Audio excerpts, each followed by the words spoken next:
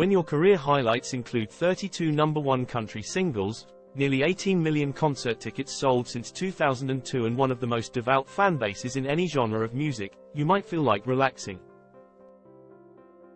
But despite his persona as a chill, hammock-hanging dude with a hat brim shading his eyes, Kenny Chesney remains admirably indefatigable.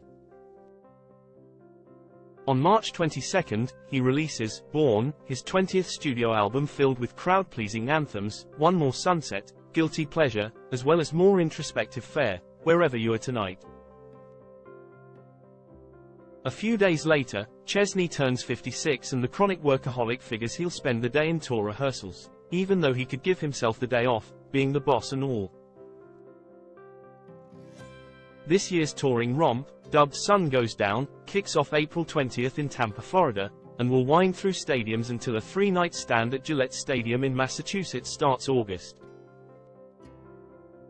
25. Joining Chesney is another hand-picked lineup, established hitmakers Zac Brown Band and Uncle Kracker and CMA New Artist and Song of the Year nominee Megan Moroney. Chesney has much to discuss. So from his home in Tennessee he waxed philosophical about guilty pleasures, the benefit of ice tubs and how Taylor Swift has brought the world together. Question: this is your 20th studio album and 30th anniversary since your debut. Does it feel like 3 decades have passed? Kenny Chesney: no, it doesn't. But in some ways, maybe, laughs. I truly love creating and see that as one of the biggest gifts in my life.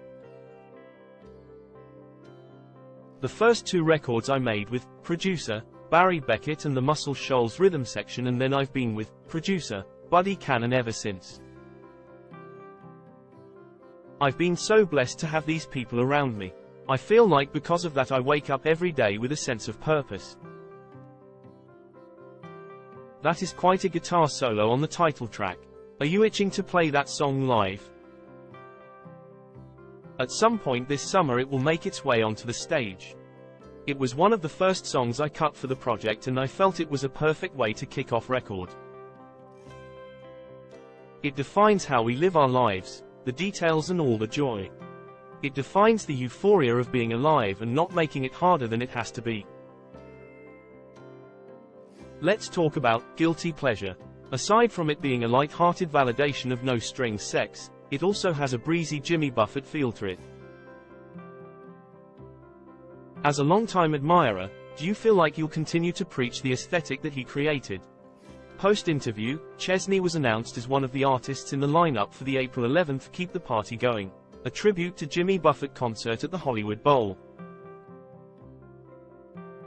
I just try to go up there and do what we do and hope people come to our shows and have a great time. This song will help us continue that legacy. I felt like Guilty dives into the heart of human behavior. It was the last song I wrote for the record and it was a hard one to write. I felt like the song took the pressure off whatever the relationship is. It gives both people permission to just enjoy it. It's honest and reckless in the best way, and we had to write it in a way that didn't make either person feel dirty. On the other end of the emotional spectrum, does Wherever You Are Tonight, about loss and death, have a personal connection for you? I've had a lot of friends pass. Some famous, some not. Some heroes, some not. This was a hard one. My friend Mike Reed wrote this song and I was struggling. I knew I wanted to record it, but it's a topic that makes people uncomfortable. I would like to think there is something much bigger than all of us that we don't understand. Those that have passed on are up there guiding us and looking after us, and I don't believe they're gone. They linger in our lives, and that's what made the song. I engulfed myself in the song. The people I lost were so present in my psyche and my heart. They're gone, but they're not out of sight, and I tried to channel that. Taylor Swift gave you a huge shout out in her Time Person of the Year profile.